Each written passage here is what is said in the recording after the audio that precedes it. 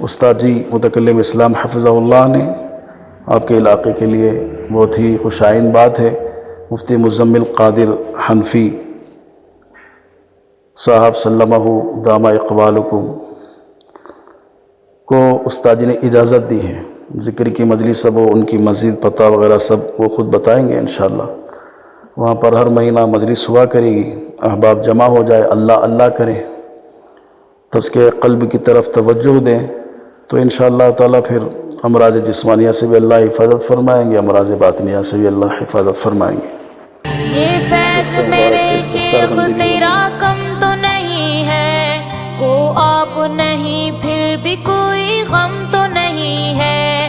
یہ فیض میرے شیخ تیرا کم تو نہیں ہے، کو آپ نہیں پھر بھی کوئی غم تو نہیں ہے، کو آپ نہیں پھر بھی کوئی غم تو نہیں ہے۔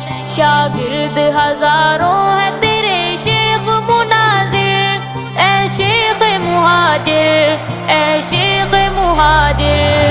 یہ دل ہے کبھی ضبط سے ہو جاتا ہے قاصر، اے شیخ مہاجر، اے شیخ مہاجر۔ ہم سب تیری حضرت استاد جی حفظہ اللہ کی فکر، تڑپ، طلب، لگن یہی ہے کہ خانقاہی مجالس کے منعقد کرنے کے ساتھ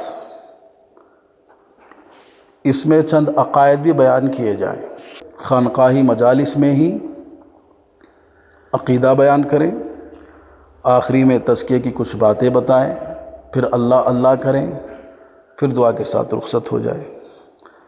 ہمارے اعمال اور بھی ہیں، عشاء پڑھ لیں، عشاء کے بعد تو فوراً لیٹنا ہے تاکہ تہجد میں جلد اٹھ سکیں۔ تہجد کی 8 رکعت پڑھیں، 3 رکعت وتر پڑھیں۔